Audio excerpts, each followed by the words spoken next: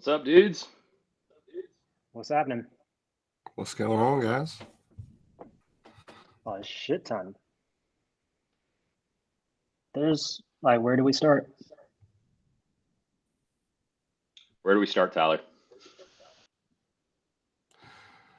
I'm still trying to wrap my head around what happened with Ethereum this morning. So there was a bug to where some of the nodes that were running the open Ethereum client, basically they stopped producing blocks. So they just like paused. And so they're having issues with nodes syncing because it threw like all the legit Ethereum nodes into a frenzy, because, you know, a big part of the nodes that were running consensus just like stopped.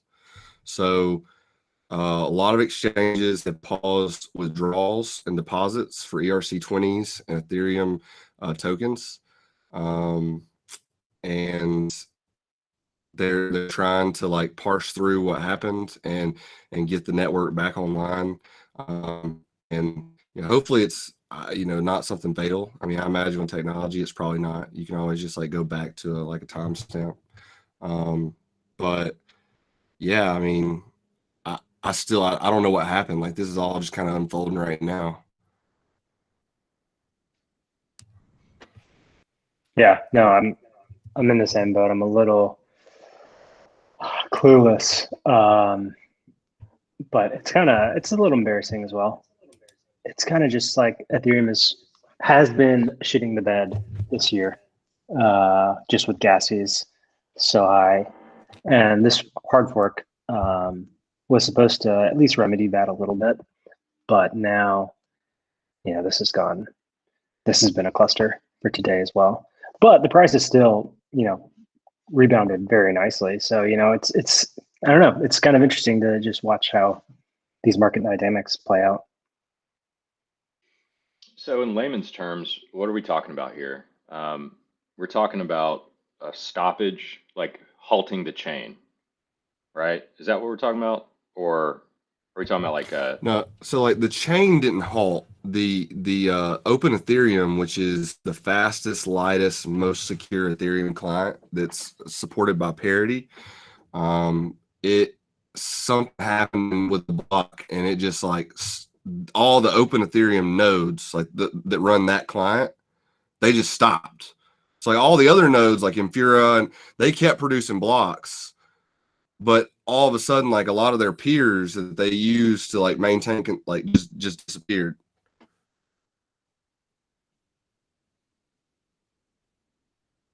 So we're still trying to figure out what that means then. I mean, okay. Well, I guess this happened pretty early this morning. This happened about 3 or 4 hours ago. 2 hours ago is when I'm seeing. 2 hours ago. So, I mean, there's probably not a whole lot that we know right now. It's embarrassing. Is that what you said, Rod? Yeah, I mean, a little bit. Just it's hard. It's a hard fork. Like the Berlin hard fork happened yesterday, last night. I think that was what ended up causing this. But yeah, it's just it makes sense that Solana, Dot, and others have taken market share from ETH, because while ETH was the original, it's hard, and they're the largest, right? ETH killer, if you will. Yeah, it's just hard to look at this positively. They had months this was actually delayed from July of last year.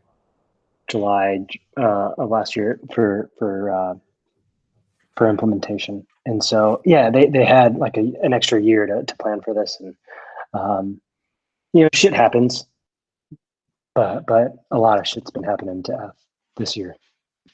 Well, the open Ethereum software only supports 12, like it's one of the largest node clients, but it only supports, what I'm reading here is 12% of the nodes. So like 88% of the nodes, you know, kept producing blocks, like everything was upgraded fine. But this is just like the one of the biggest clients. So I mean, it's more of a black eye on parity than it is on Ethereum, but which is unfortunate because they do a lot of work in the space. Yeah, So, but I was listening to one of the older Uncommon Core podcasts with the guys from Z Prime, and he was just kind of making the case that like evaluating kind of on a side topic, memes are like a fundamental factor for a community because the community, specifically in crypto, is much more important than in Wall Street. And so like high quality memes are almost fundamental value, if you will.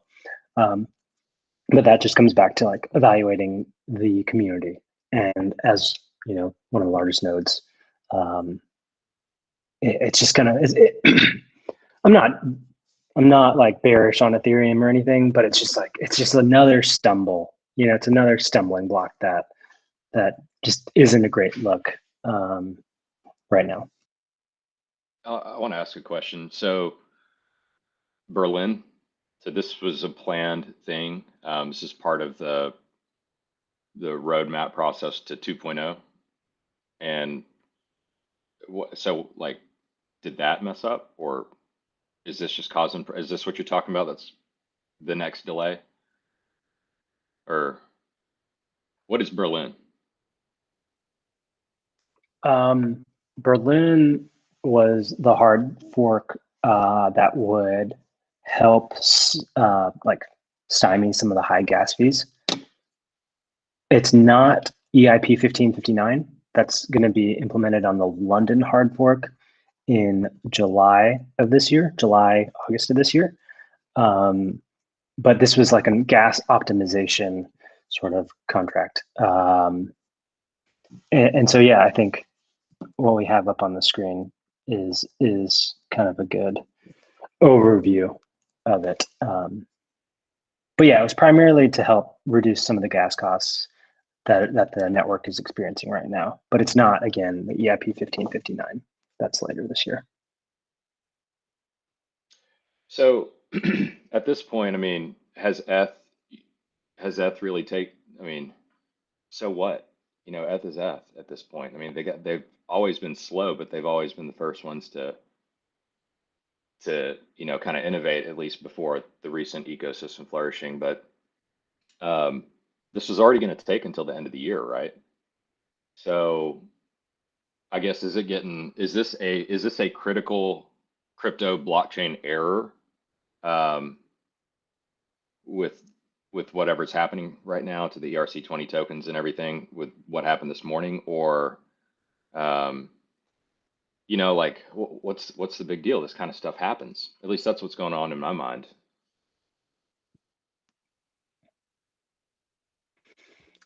Yeah, it's like just from a marketing perspective, it's not a good look. You know, it gives credence to Sol being around. It gives credence to Dot taking market share, Avalanche, all these other competitors. You know, it's like, okay, there's a reason they're here so that they can take some of the weight off Ethereum. And, you know, when funds leave the Ethereum network to Binance Smart Chain, you know, like they might not come back. That's where I'm coming from when I say, you know, it's not a good look.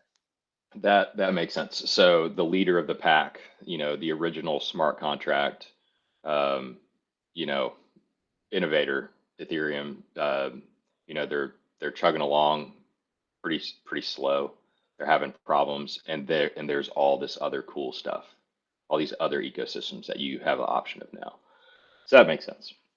That makes sense. So we'll see what kind of happens there. Have you guys seen the price of Ethereum?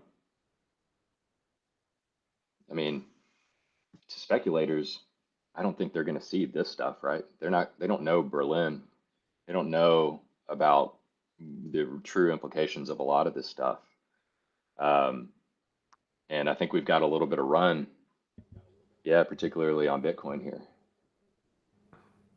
Well, I think in situations like this, that the price of assets usually do well because they're not accepting withdrawals and deposits. So like the supply, it's kind of like the whole Ethereum classic on Coinbase kind of thing. Like what's on the exchange at this point in time is all that's on the exchange. And so it's like if any kind of crazy move were to happen, nobody would really be able to arb it unless they already have money deployed on all these exchanges. And like once they blow their load, they blow their load. So, I'm not saying we make the run to our target on Ethereum today, but like it could happen. I mean, we could see that just crazy run today while deposits are shut down and withdrawals are shut down on all these other exchanges. And they could make the chart look the way they want it to look. I mean, what other scenario, like this is a perfect day to do it. Yeah, I mean, to see ETH run last night, that was kind of cool. It just kind of like, took the corner on Bitcoin. It was pretty awesome to see. Stayed up, just like thinking about stuff. But I mean, if you look at this, like everything else has run, and now we got ETH problems, but like nobody cares. And apparently gas fees have gone down though, right? Have you guys heard that? Gas fees are pretty low right now. Not, I mean, like That was part of probably the not. hard fork. I haven't done Is any that transactions today, but okay? Okay, I saw some stuff and it was just kind of like gas fees are low, but I didn't know if that had anything to do with the price action, you know. But this is interesting. ETH hasn't run. ETH is actually kind of taken a little bit of a beating, whereas a lot of stuff has run. And I don't know. I mean, is this it, or do we still have some time? Do we need to be patient? A lot of people want ETH to run, but still April 15th. I'm seeing a lot of people on my feed really pivot away from Bitcoin into ETH right now. At least for the next like several months, more of a long-term viewpoint. So I think ETH isn't going anywhere. Well, what But yeah, happens when? Oh, sorry, I didn't mean to interrupt. What happens when the first corporation announces their accumulations in ETH? Where does ETH go? What's the price of ETH at that point? it depends on who does it. Like if NVIDIA does it, that would be wild. That like, or if some gaming corporation did it, like that, like it depends. But if it's like, oh, Tesla purchased 500 million to put on their balance sheet, it's not as exciting. It's pretty big news, and I'm sure the price would respond accordingly, but it's not the same. If people are buying it to use it, that has a much different appeal to me than people just buying it to hold.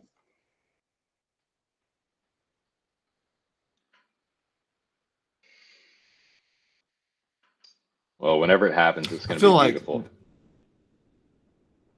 yeah, I just feel like there's not going to be one catalyst because, like, I know that when all the BTC accumulate, I think we talked about this maybe on the last call, or maybe we talked about it on a non-recorded call, but about how like everybody's declaring their Bitcoin purchases because they're putting it on their balance sheet, but they may not be having to announce their Ethereum purchases because it's an operating expense.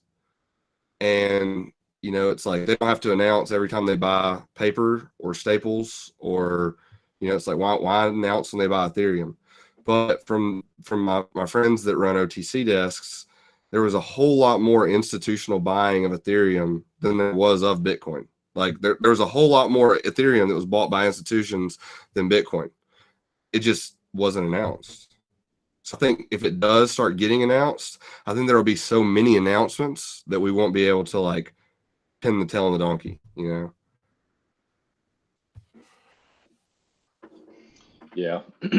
Yeah, I could definitely see that. Because when ETH runs, Oh, and you got to be careful whenever that starts happening. Cool. What else do we have going on? There's a lot. What's next? Where do you want to take it, Richie? I don't know. I kind of want to talk about Digibytes a little bit. I'll just say what I know about it. It's about, about 100 market cap, maybe a little bit higher, 80, 90 on the market cap list. It was a hard fork, I believe, from Bitcoin a while back. It does not rely on the SHA-256 protocol. It has something about five revolving, it's got an array of security protocols that are built on top of it and into it. Basically, my takeaway is that really smart people that are really concerned with security, that have concerns with the security of Bitcoin itself, believe in the security behind this. And beyond that, I don't know much more, but smart people that know security and encryption kind of gravitate to this for whatever reason. What do you guys know about it? So like Digibyte, it's been around. It's a 2013, 2014 coin, and anybody who was developing in the space back then, like not just investing but developing, like they obviously had something that they saw of value. And I thought it was really odd when the Digibyte got the Binance listing, and the CEO of Digibyte like stepped down from the company. See, there's no CEO. Go back, Will, please.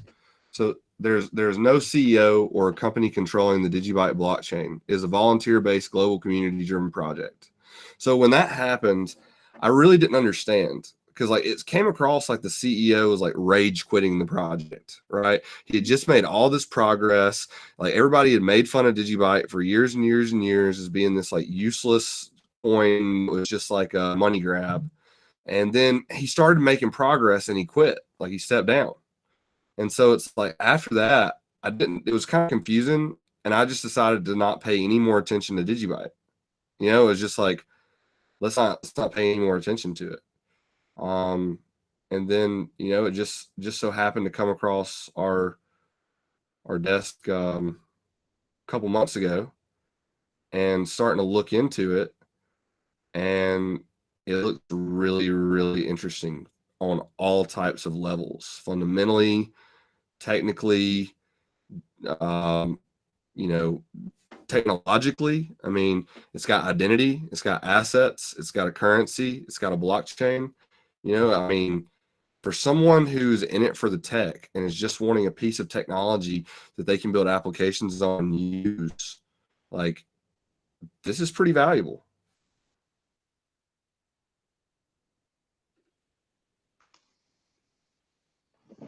Yeah, I don't know much about it, to be entirely honest. I just know it's a really old coin, and I consider it more of a shitcoin just because of how old it was. And if you look at the long-term chart, it's like a pretty clear pump and dump, which a lot of crypto is and has been. So it's not to say it's not a worthwhile project, but yeah, I mean, I guess it does have a good community. When it says it's a volunteer-based global community-driven project, pretty much every crypto project is that way now. There's a handful that aren't, but yeah, looking at the chart, it looks pretty solid. Volume looks amazing. That's probably the biggest factor in it. I guess what's the reason why it would pump now? 2/3 of the supply is released. It's got, you have a whole new group of investors coming into the space, and there's going to be a whole new round of FUD that they're going to get hit with, and no one's going to be able to FUD DGB. And the people that are going to be supporting it are going to be some very intellectual and very intelligent people. And I think that from new participants coming into the market, they're going to see it as a viable alternative, because block time is going to be a big thing to the unenlightened, and because like from a very basic understanding of settling a transaction, a shorter block time just makes more sense. Like, you don't really think about it from a big macro scale. You think about it as an individual. And so you think about how fast you want your transactions settled. You don't want to be sitting there and wait 10 minutes. You don't understand Lightning Network. You don't understand like the nuances that you would have to get into to be able to just overlook the FUD are too large. And so like having 15-second block time, like, that's going to be super appealing to people. Having a hash algorithm that switches between multiple different algorithms for safety and security, like that's going to be appealing to people. Like having ASIC resistance on the mining to where that it's not a China coin, like that's going to be appealing to people. And so it's like, I get it, like from a maximalist or whatever perspective, but it's just like from a macro, like what's going to attract the most people. Like, people want to go where they feel like smarter people are. People want to go where they feel secure. And it's just like everybody's going to want to buy something other besides Bitcoin because they're going to feel like they're late to the party. And here you got this Digibyte, and it's just like, what is the price of Digibyte? It's, I mean, and is it even 10 cents? Yeah, it's about 10 and a half cents. I think it got up to 11 cents. That's where it's kind of kicking around on a dollar pair here. I mean, what is this? I'm not a technical chart person. What does this look like to you guys? Does this look like a good looking chart?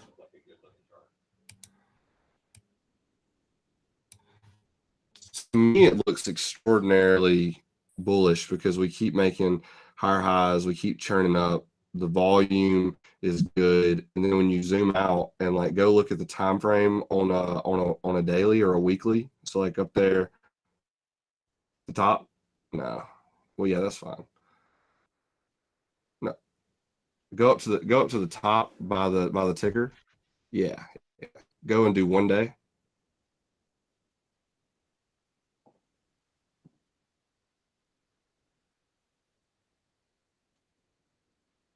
It didn't adjust.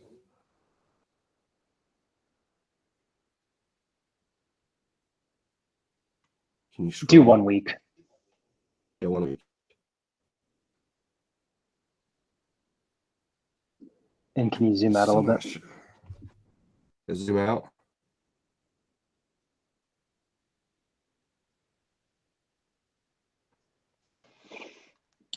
So we're making the run for the next all-time high with volume that like just dwarfs the volume of last cycle.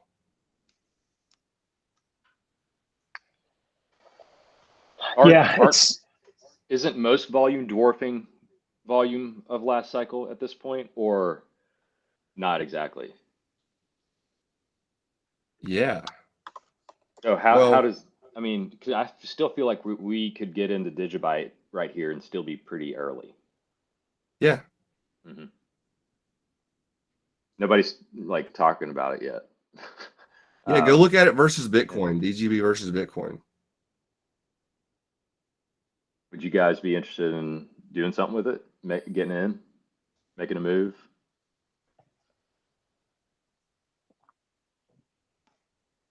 I'm not. So that's people buying Digibyte with Bitcoin. Like that is what this chart is. And the volume is like right now, people are buying Digibyte with Bitcoin. And it's the same thing on the Ethereum chart. People are buying Digibyte with Ethereum. Like, people aren't selling it for Ethereum.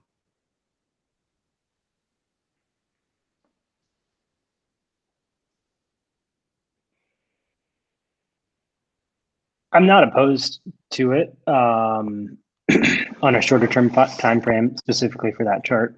Just before the end of 2021 or the beginning of 2021, it looks like an inverted head and shoulders. So, sure, that could be something. What's the target? what's the target, and like why Digibyte? Where did why what's the target and why Digibyte? Well, why Digibyte? I heard about an issue, basically a nation state security issue with Bitcoin from a guy who knows security. It's his career. Um, and really, really smart guy. Been involved with security and encryption, um, and the education and the innovation around it, for I think a couple of decades. And he was very concerned with the security of Bitcoin at this point. Um, and potentially, believes that ultimately the core encryption behind Bitcoin has already been defeated, and the ability to get by that already exists.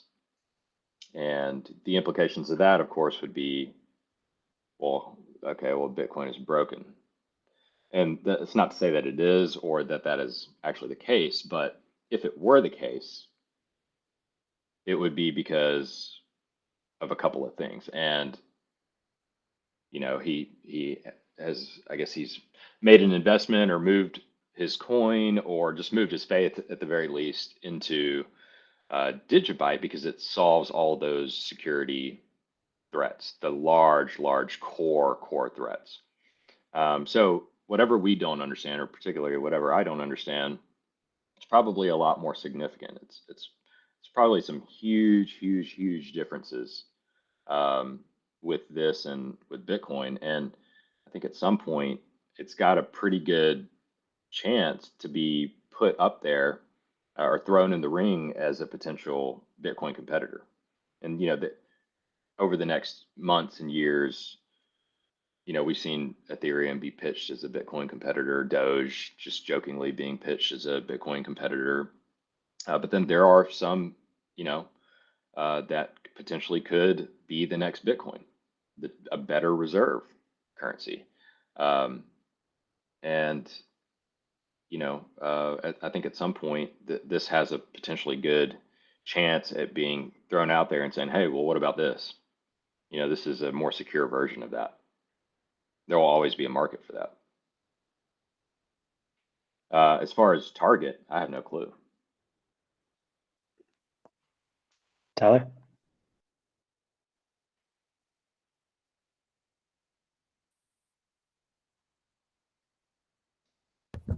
Sorry, I was on mute. Target, I was looking at it versus Bitcoin. Let me. Here.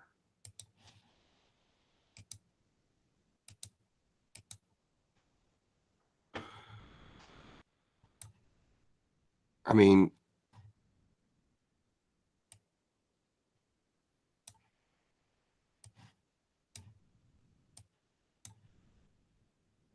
I think that's realistic, which is what is that? Is that 80,000 sats? Right now Yeah. we're right under 50,000 sats, 15,000 sats. 5 times or so. A little over 5 times from here. Which right now, if you look, we are a little over 2x from the bottom. So, which would be a 10x. Crypto likes to 20x. So, I think 5 times from here against Bitcoin is pretty safe, which is crazy. I mean, I know it's like a crazy statement, but. Okay.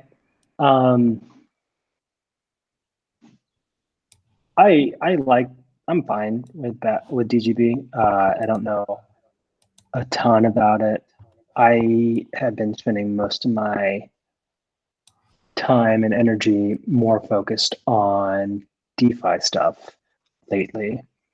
So I would like to, if we do decide to enter into position, I'd like to pick up some Badger as well. Do you guys know anything about Badger? No, I mean, not enough to know really why it's special, but I have heard a few people getting into it right now. Yeah, they are the leader in terms of TVL of DeFi. Right now, they have approximately 35%. It's gone down a little bit since we last talked about DeFi dominance, or DeFi dominance. Let's just say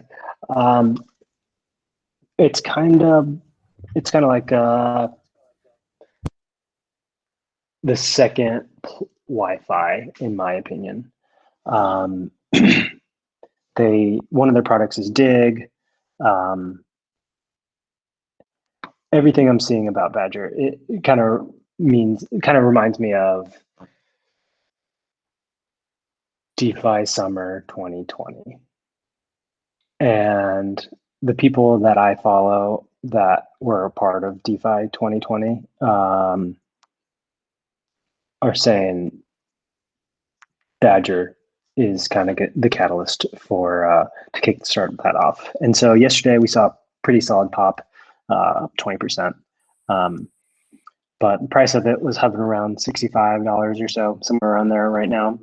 And I would say the target is probably close to $1,000. So that's your 20 times that I'm seeing right now. So yeah. What do you like? One, like, how would we do this? How would we invest in Digibyte or whatever? And then two, I do really want to get some Badger. Badger would be like a speculative position, and Digibyte would be like a more larger position, like a Zcash or a Chainlink or something of the sort, just because of the magnitude of what we're talking about, like the use case for a Digibyte versus the use case for this. I mean, Badger's at 420 million market cap, so it's not like a but that's not what we're like. We're talking about like just like use case, like potential, like fit, like what does Badger do? Earns yield. It's DeFi. Like it has the majority of all DeFi assets locked up in its contracts, which is, you can go anywhere to get yield. And for 35% to be locked up in one asset is huge. And like that's a pretty large testament to what it's doing. I think it's pretty undervalued. We're buying relatively leveraged DeFi. It's leveraged DeFi. Yes, like if DeFi started going down as a market sector, would you say that Badger would go down more because the total value locked would be fleeing, not only from people withdrawing, but also the value of the underlying assets also depreciating? If something happens to DeFi, I think that would be bad for all crypto. That would be really bad for all crypto, because DeFi is one of the biggest use cases for all crypto right now. So, like, I don't think Digibyte would go up if DeFi goes down. Maybe I'm wrong. Like, I don't know a lot about Digibyte. I guess my point is that like the chart looks good. I agree with you, but like if I had to get stuck holding a bag, I'd rather be stuck with a Digibyte bag than stuck with a Badger bag. If I'm stuck with a bag, I disagree, mainly because, like, look at the Digibyte chart. Like, over the last 3 years, you have that much data to show that, like, this thing can hover near the bottom for a very long time. I'm talking about like just overall like longevity of the asset. So we've got Like we've got a if this goes to zero, like it could just stay there. So could Digibyte. Like that's I don't get the argument. Digibyte's a base layer protocol asset.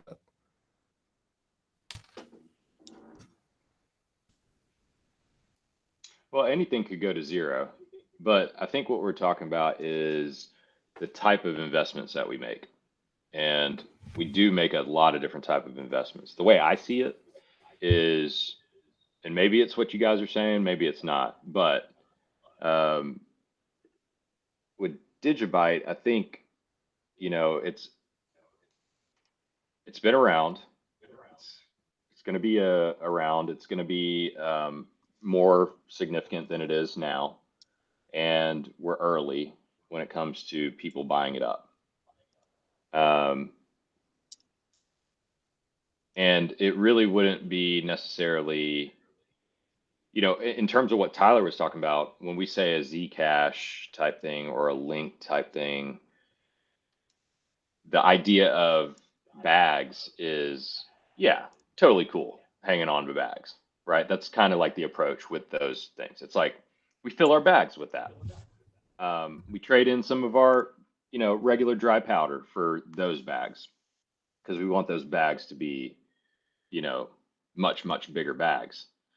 And we're okay giving up opportunities with those larger investments in some of the shorter trade swings and more solely kind of like more, not solely, but like on a first basis, chart based type of accumulations. And on the flip side of things, we do trade momentum, swing, jump in, jump out. We are primed and set in a certain way to take advantage of Badger type situations where we see upside, whether it's looking at the chart, whether it's looking into the project, the stability that comes with its, or at least my basic understanding, its attachment to a large percentage of the DeFi assets that are being run through its system.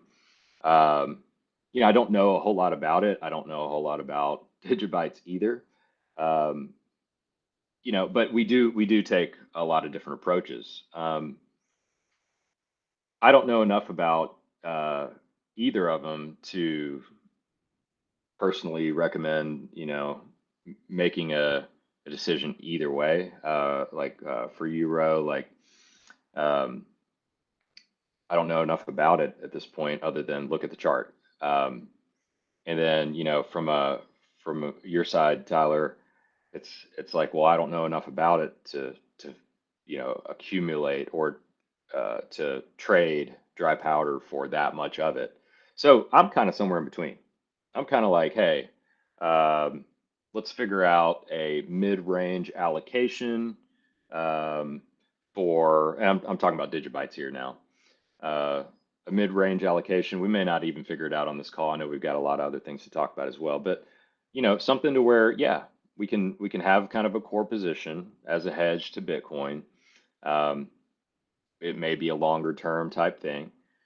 And if we see some great price appreciation here, we'll trim and kind of just, play both sides of it with something reasonable. We don't have a whole lot, um, to allocate out. I mean, pretty much everything we have is within strategy where it needs to be. We have a little bit, for these sorts of things, but, um, we will, it's just another opportunity as well. So I'm kind of right down the middle with you guys.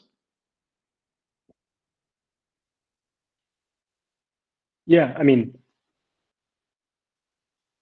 for me, it's I'm not against Digibyte by any means. I don't know a lot about it. It does seem like it's more of a hedge against Bitcoin, and I don't know exactly who you're talking about, Rishi, from where you heard this, but yeah, I think it's a hedge against Bitcoin. And I think we should kind of treat it as such. I think Bitcoin is still, the most dominant asset class. It's surprising. I haven't heard anything about people wanting to really wanting to hedge against Bitcoin. And when they do, they primarily talk about ETH. So yeah, I don't know if I'm really in favor of like creating a big position, like an oversized position in Digibyte. And I don't want like an oversized position Badger either. But like, whereas Digibyte is a hedge against Bitcoin, I would say Badger would be like a hedge against something like Wi-Fi, a yield optimizer or a yield aggregator and a yield farmer, kind of this all-in-one DeFi platform that people like, not like people who are DeFi nerds or degens, if you will. They're not going to put their money on DeFi. Maybe they will, just kind of some of their stable coins, but the mass retail is going to flock to somebody like Yearn Finance or Badger because they make it a little bit easier than actually like yield farming these things on your own, where you take a lot more risk. And so that's where I'm coming from, given our exposure in Wi-Fi. I think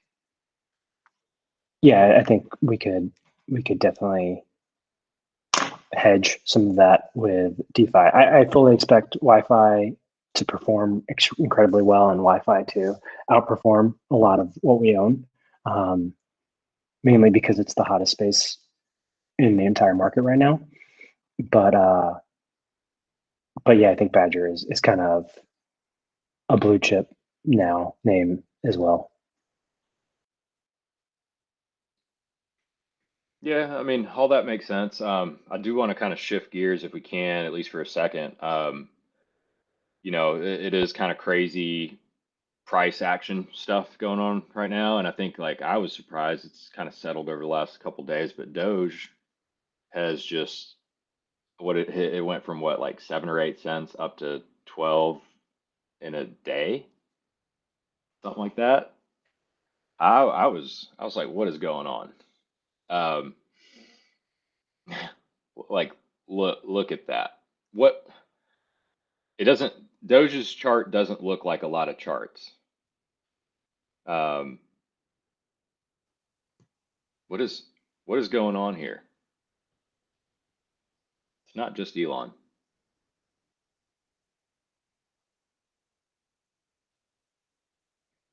Crickets. If I could tell you, man, I would. I would tell you. I have no idea what the plan is for Doge, what the target is. At this point, it's like whatever Elon wants to do with it, he's going to do. And it seems like he's been pushing it. I could see it totally becoming the reserve currency of Mars. Because why the hell not? But yeah, I know the Mavs came out just saying, or Mark Cuban just came out saying that they've sold $122,000 worth of Doge, or products worth of Doge, and they haven't sold a single one. They're accumulating as well. All the like back kind of Did you see the early. Did you see the guy Fieri meme? No. So Guy Fieri photoshopped his head into a spacesuit with a helmet with a Doge face transposed into the helmet. Like, they did a really great job. The thing is like, people don't understand the significance of that, right? Because like Guy Fieri, like these celebrity chefs, they're like the whisperers to the elite. Like, what do you think? Like, he gets invited to all these people's houses to hang out and drink whiskey, but he has to cook for them. It's like, my old boss has a beautiful large mansion in Michigan where the Van Winkles from Pappy Van Winkle also have a house, and it's like Guy Fieri is there all the time. It's like, but he's cooking for them. Like, he's so I think this is like a big signal. Like, he wants to be cool. and the people that he thinks is cool must be talking about Doge, or I don't know if he would have spent the effort to like try to be this relevant. You know, I don't know. Maybe I'm looking into it too far. I mean, maybe you are. Who knows? But here's what I think. Maybe I'm crazy, but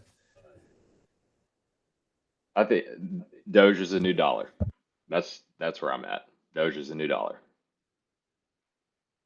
I That's it. I think like it's just the tipping point is yet to come. But I mean, I think there's a lot of signals out there, and I don't know. I mean, I've just been thinking about it for a while now. It's just if it becomes commonplace in your mind, it becomes commonplace in reality.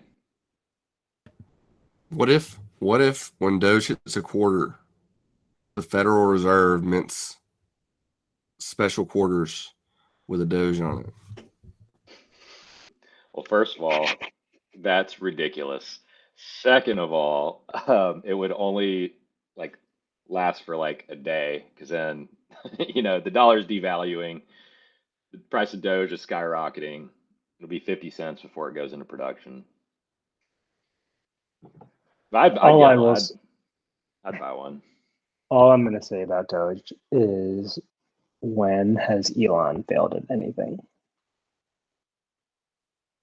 Okay, so never. I mean, sometimes probably, but like he's gonna get up and try again. But like, what is he doing? We don't even know what he's doing with Doge. The last three tweets he had were like, um, let's see, it was like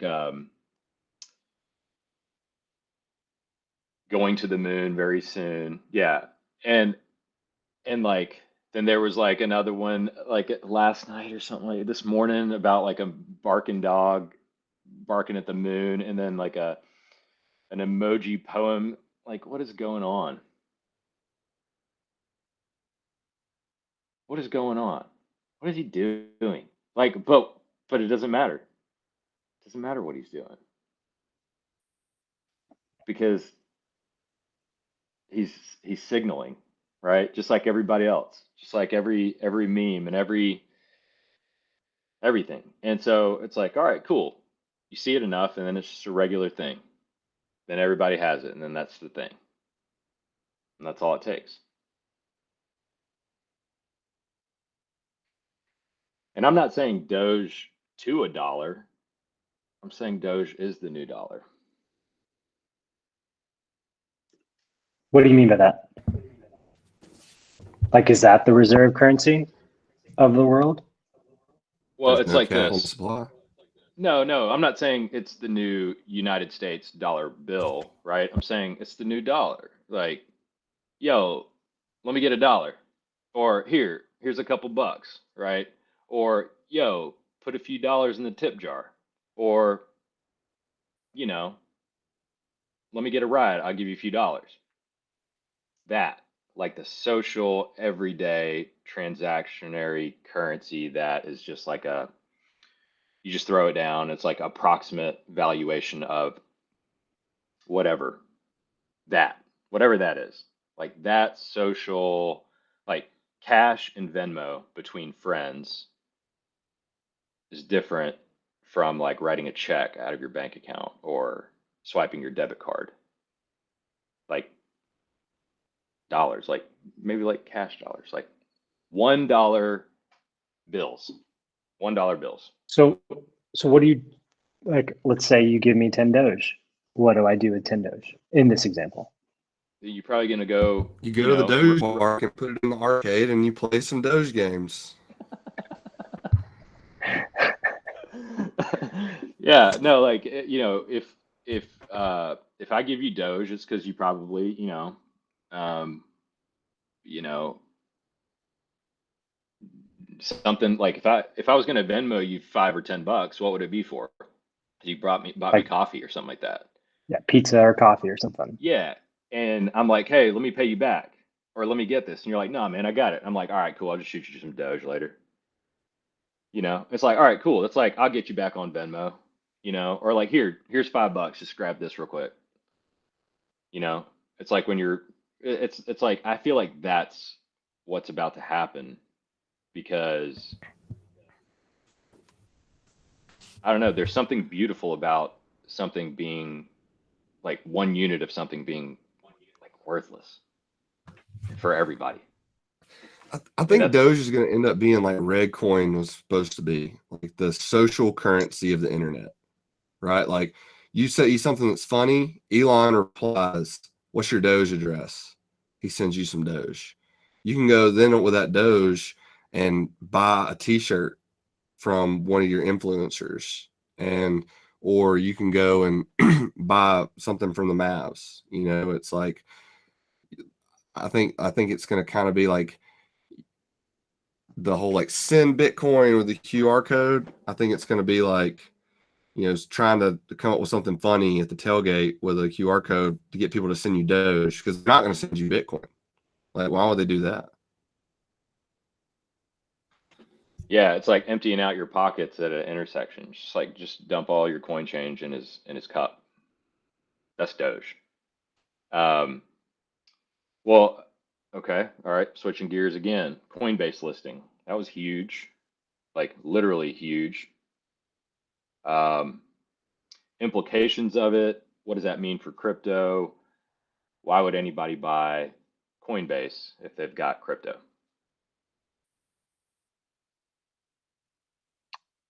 Why would anybody buy Coinbase if they got crypto? Coinbase, and this is not an exact proxy by any means, but it kind of reminds me of a yield aggregator in DeFi, almost like an index as well. You know, like it's a kind of it has an index of assets that is all traded on its platform. As the price of those assets go up, it gets more valuable as well. But in addition to that, it collects fees from all the transactions and the withdrawals. So it's kind of got, you know, some yield aggregator token incentives to it as well. And then additionally, you still also have a ton of capital, specifically institutional capital, that might not be comfortable investing in Bitcoin or getting out of the reins of traditional finance. So this would be a good way to get exposure to Bitcoin and a lot of other assets. So I think that stocks are memes. You know, like at a certain point when we quit paying out dividends to shareholders and investors, you know, you can't spend stock like money. You're not getting a dividend. And so you're gambling on the speculative value of a stock, but in reality, like you're really just have like a meme portfolio. You know, it's like we see that with GameStop, right? It's like, you know, people went out and bought GameStop at a ridiculously high price just to have some GameStop in their portfolio, you know? And I think with coin, the thing that we're going to see is that there's going to be a lot of crypto ETFs, and all of your retail investors are going to want to get into the crypto ETFs. And having Coinbase in the ETF is going to be like the crown jewel. Like you're going to know what's a good ETF and what's a bad ETF based on what size allocation of their ETF they've got allocated to Coinbase.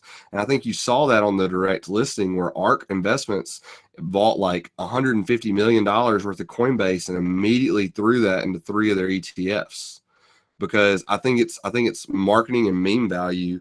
And I think that that's who's going to, I think that like you're going to see institutions buying Coinbase to try to structure those and batch those into ETF products, you know, for the future. I got wrecked buying coin at the open. I'm an idiot. Well, I was like, why not? And so you see that little spike at the very beginning, at the very, very beginning. Yeah, it was me.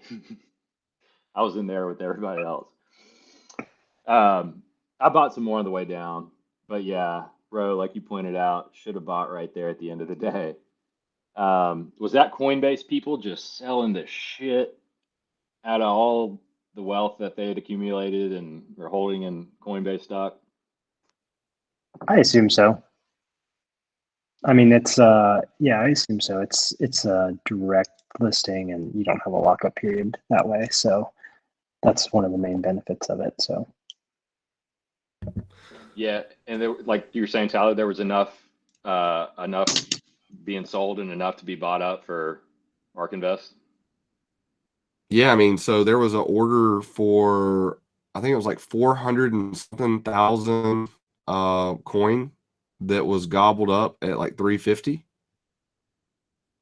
But supposedly there was a resistance wall of $400 as soon as the Coinbase employees were like able to get their stocks onto the, like, there was a resistance wall at $400 that was just like nobody was going to blow through it yesterday.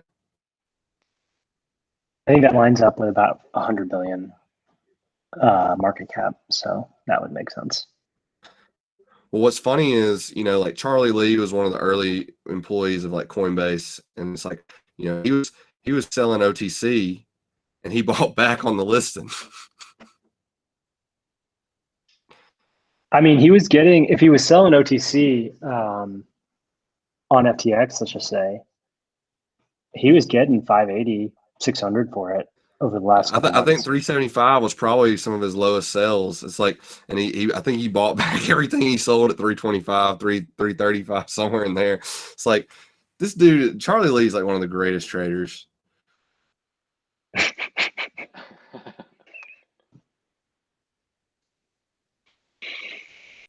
Yeah, so I think, I mean, we saw a pretty, maybe not a steep drawdown right after Coinbase listed, but we definitely saw some volatility right after. It definitely dried up liquidity pretty quickly, or at least, everything sold off. But then towards the end of the day, after market close, things started ripping. So, like, just referencing our last call, that I could see this being like a pretty big catalyst going into alt season, and like confirmation of alt season is when ETH starts to run, and that's what it did last night. So Well, it's cool. It's like when you see Bitcoin run and ETH keeps up with it, and then there's a lot of stuff that runs that would run also when ETH runs.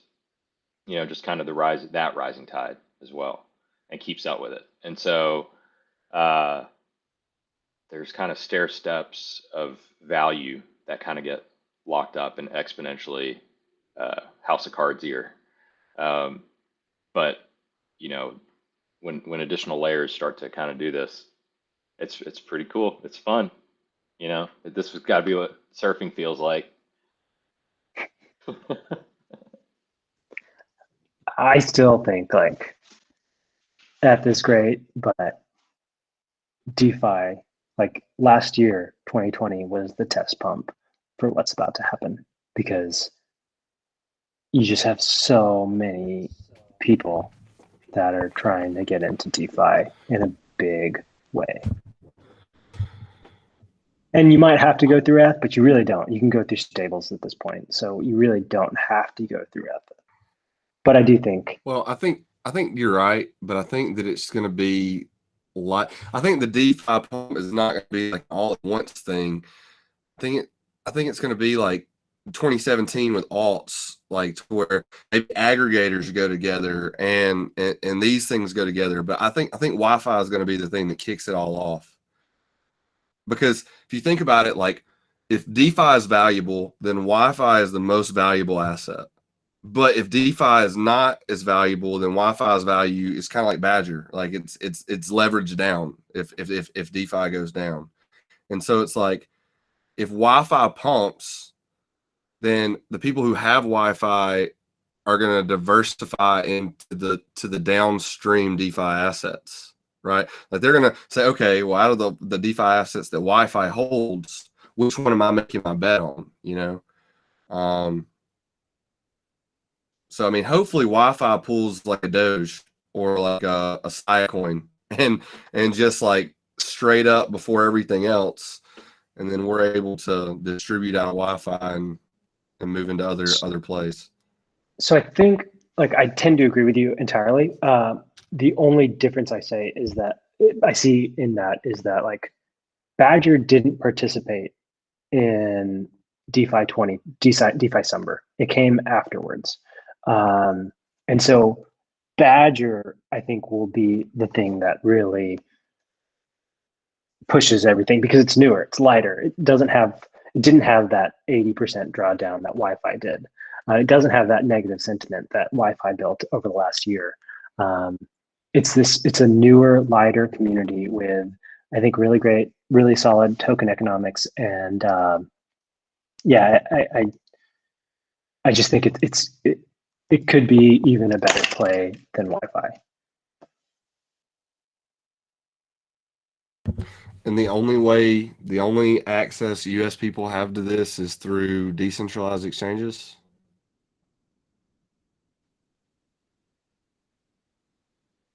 It doesn't look like there's any US. It doesn't look like there's any ability for US money.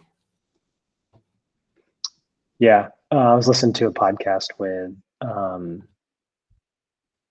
Suzu, and he was saying he assumes that anybody who is participating in yield farming and DeFi is not paying taxes. And in case the IRS is watching, I am not participating in any yield farming. So, so yeah, I am paying my taxes like a normal US citizen. But yeah, I think decentralized exchanges. It's also listed on Binance, but not Binance US.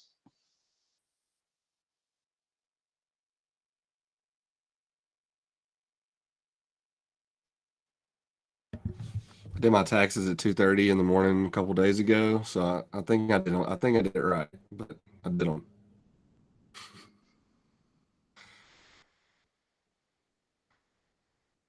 Yeah, I mean, crypto tax stuff is its own beast, and you know, it's like to some degree, you would want there to be some innovations, either from a regulatory standpoint or from a crypto standpoint, that we could all benefit from, and you know, there'd be a little bit less friction when it comes to the tax side of things, and not in the uncertainty with knowing how everything's being treated. You know, everything has to be kind of zeroed out with every transaction, so to speak. But the other side of that is like you're kind of this is just another time in the whole cycle of things where we're creating a whole new industry, and crypto tax accountants are going to make bank for the next decade because you need them. Speaking of crypto regulatory, you know, what about old Gary Gensler? Who is Gary Gensler? That's what I want to know. He just got announced as what is it? Was it the Secretary of what's his name? I forget. Oh, what is it? Was it the SEC? Yeah, the SEC. Sorry. Yeah, he's a new SEC chair, and he was a professor of blockchain at MIT. So obviously a very pro crypto guy up in Washington now. And I think that's just a pretty big signal saying that an ETF is coming very, very soon. Oh man, I'm sure he's super smart, but he looks like he looks old as fuck. Look at that guy.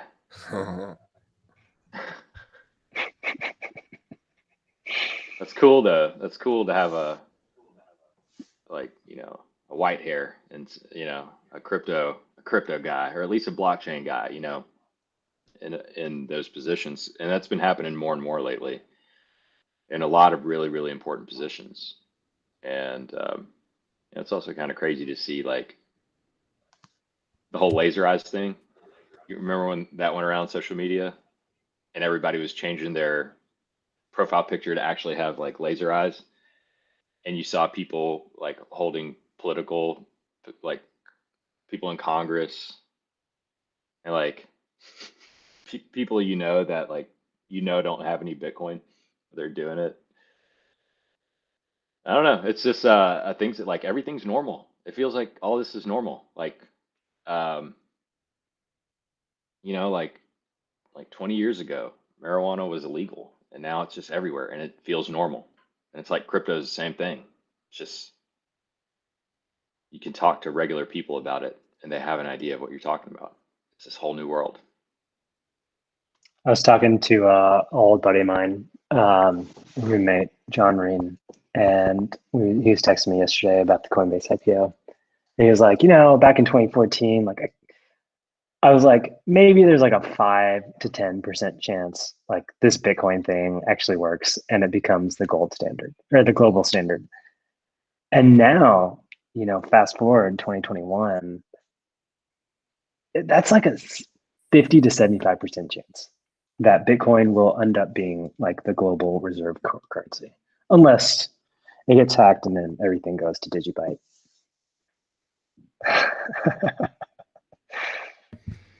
I just want to clarify because I don't feel like Rishi did the guy justice. He isn't just like a security guy. Like he was a C-level employee at one of the largest global cybersecurity firms in the world that does billions of dollars in revenue selling cybersecurity of product every year. And this guy was a C-level employee at this firm and was mining Bitcoin in a full warehouse full of ASICs back in 15, 16, 17. 15, 16. So he's not just like some security guy. Like the dude's the dude. Yeah, no, I'm not questioning the source by any means. I know you guys are legit, but yeah, I just if we want to go back to Digibyte, No, I just wanted to clarify that like he wasn't just like some cybersecurity dude. Like he's way smarter and knows this stuff better than anybody that I know. Yeah, he's traveled the world, training people on new security stuff for the company, and he's a brilliant, like super smart. You can just tell he's intelligently on a different level, very very well connected, and it's like his expertise or his knowledge spans like a few different real. It's like biology, like metaphysics, and polymath. cybersecurity, and it's just like computers, and it's just a very weird like he's physics based, but right now he's working on something that's kind of like more science, but like not computers. Um, but yeah, he's a pretty brilliant guy, but his thing is he's concerned about the security of Bitcoin ultimately, and that's a big thing. It's a big thing.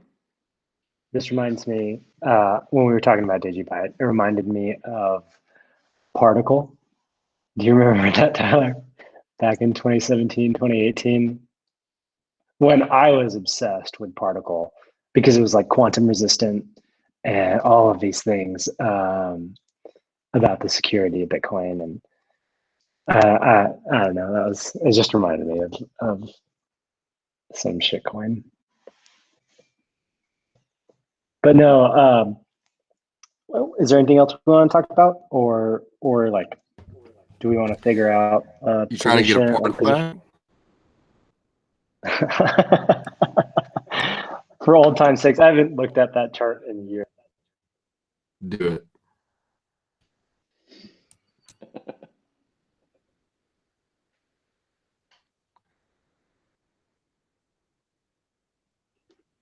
That's I can't the even things that find it. 100Xs are made of. Oh, Particle. I mean, it's not awful.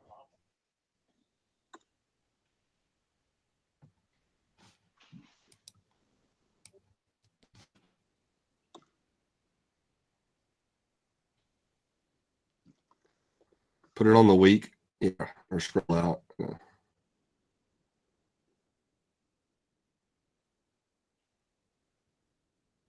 It's pretty terrible on a Bitcoin basis. On a dollar basis, it's not terrible. Looks like opportunity to me. Yeah.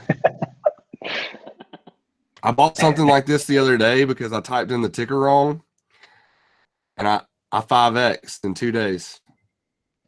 Yeah. You said you bought something like this, just screwed up and got the wrong thing. It's some obscure little thing and came out okay. Yeah, it was one of those like same ticker. Like they were both very obscure coins that weren't listed on any exchange but had the same ticker. And I bought the one that was the wrong one. And I think I dropped like it was like a half ETH, something small, just like to play with it. And then I looked at it the next day and it was 2.5 ETH. And I was like, whoa. So then I sold like a half ETH worth just to see. And I got the half ETH back. And I was like, that was a pretty cool little thing I did there. What's the market cap of Particle? -1.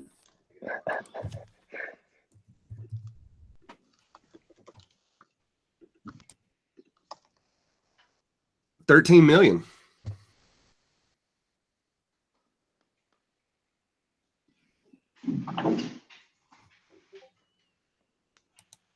What happened if somebody dumped like market bought 20 Bitcoin worth of Particle? Well, they last tweeted April the 5th, so it's not a dead project. Just needs a catalyst. Yep. Like if Bitcoin gets hacked or whatever, I think all this stuff would pump. Oh my gosh, all the people that like my mutual followers that follow it are the scam pumpers. Like it's all the guys that pump stuff. So it's Mirax, it's Stardust, it's Nick Patel, it's Sasbo, Not So Fast. I mean, these are the guys that just pump like Micah Spruill, who was like the connector for almost all the ICOs in 2017. Maybe we do maybe we grab us a little bag. I love how you just get so excited when scammers scams from the artists. Yeah, I mean, if you can get ahead of the scam artists, I mean, they bring the retail. Yeah, we really haven't seen, at least I haven't seen a bunch of like crypto pump and dump scams recently. I guess we're getting a little bit bigger than where we were in 2017, so it's harder to move markets like you could. But I think what it is that the pump and dump scams just have better UI UX, and so they last longer. It's true. Yeah, it's very true. Yeah, I did get bit by a hot dog swap. Shocking. Well, it had crazy high yield. I did good for like the first 10 minutes. Oh. Shit. Yeah. The only other thing I wanted to mention was, we talk about multi-coin, a good bet, and 3 arrows. One like true OG is Dan Moorhead out of Pantera, and he puts out this newsletter every month, I think, and kind of predicts the price of Bitcoin at a certain date in the future. And this past week, he released it, or actually, this was released out of April 2020, when the price would hit 63,000, let's just say, and he absolutely nailed it. And you can see, like in January, he expected the price to be 38,000, and it was 1 week earlier.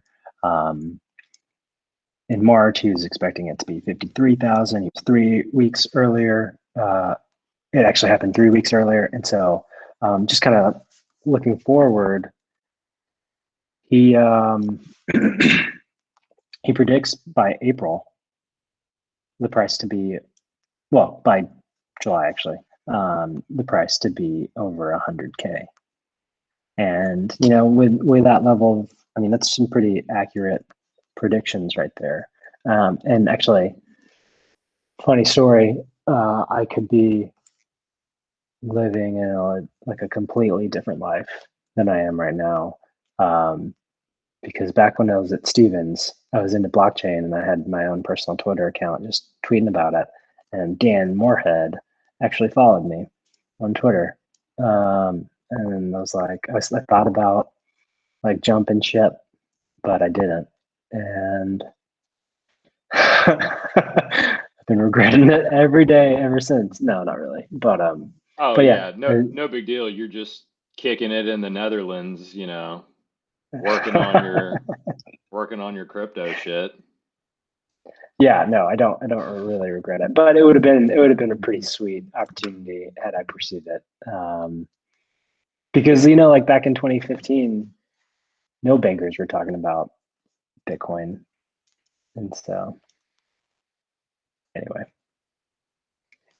Dan Moorhead, Pantera Capital, super legit. Something I think we should probably add to our list of just things we follow. 100,000 by the end of the year, a little bit before the end of the year. That's all good, right? No, I mean 100,000 in like 2 months. Like that's like July, maybe 3 months. Yeah. That's like, I don't know. That's right here. That's not very far. But if you do look at it, like what this also tells me is that like he doesn't expect Bitcoin to double for the next few weeks, or I mean for the next few months, until the next few months, let's just say. And I think that's where the opportunity for alts really is, because I think you will be able to get some outsized returns over the next few months in alts.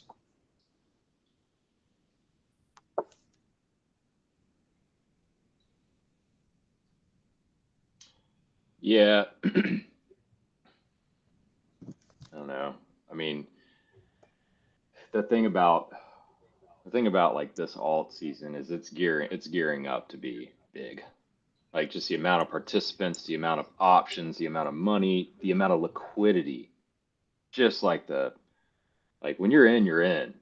Like it's not like it was segmented 3 years ago. It was like, okay, but you had to get this over here, and this wasn't always like able to be this that quickly. And it was like, how do you do this? And like now it's just like once you're in, boom, just you can do whatever you want to do. And we're gonna go really high. You got to think in like times tens, and not 2x's. And that's kind of what we're talking about. But then like the crashes, those are gonna be bad. Like everything's gonna wreck people bad. I mean, this is gonna sound crazy, but like my price target for Badger is 1,000, right? But my price target for Wi-Fi is 1 million. I don't think that's crazy. I think the Badger thing might be a little out there, but I think the Wi-Fi thing's not crazy. They're like the same project to me, more or less. Yeah, well, the people involved, right? So like you have a whole lot more unsophisticated, smaller investors holding Badger that do not hold Wi-Fi because they can't afford to. So the number of people holding Wi-Fi, the type of people holding Wi-Fi versus the number of people holding Badger and the type of people holding Badger. So it's just kind of like a mishmash. That's fair.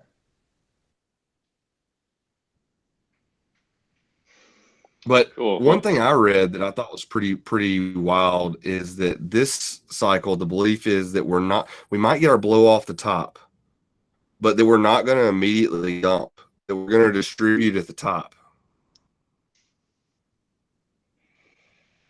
So you talking about sitting at the top, plateauing for a while, and not Yeah, spiking? there's going to be and it may not be like straight distribution, but it might it basically kind of like how the Dogecoin chart went way up and then it curved down and made it look like it was about to go up again. Instead of it going up again, then that be like a huge fake out, because there's going to be just so much attention, and there's going to be a lot of new weak hands, and you got to keep them thinking that there's one more big leg.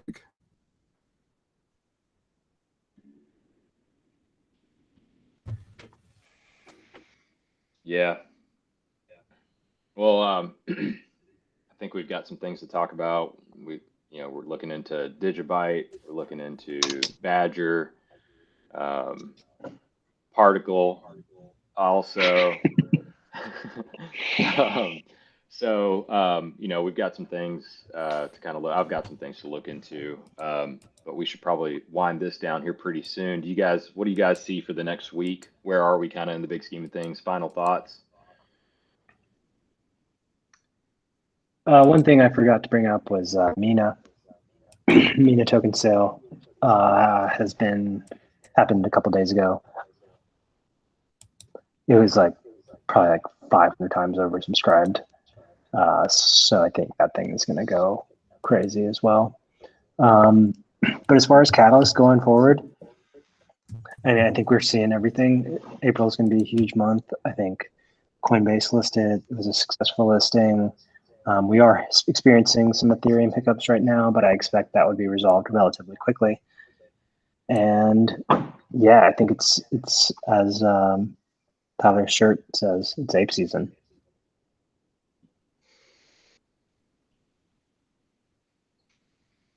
What you think, Tyler? Final thoughts? I'm just kind of bipolar about the market right now. I felt like we were due for a leg down, and we went up farther than we came down. So we did come down, but the move up displaced any where we are now is still way higher than where we were when I thought we were coming down. So I don't know. I guess I'm inclined to believe up only. We're about to start seeing some real big moves. I don't see any reason that the price of these things should really start going down. So, I mean, feels like we're in a bull market. I will, if I could interject one more time, I will say I woke up this morning feeling pretty euphoric. I felt I did too. I thought I literally I got out of the shower this morning and I was like, maybe I should just I've made a lot of money. Maybe I should just sell. Yeah, I had that thought too, and then I was like, nah, fuck that.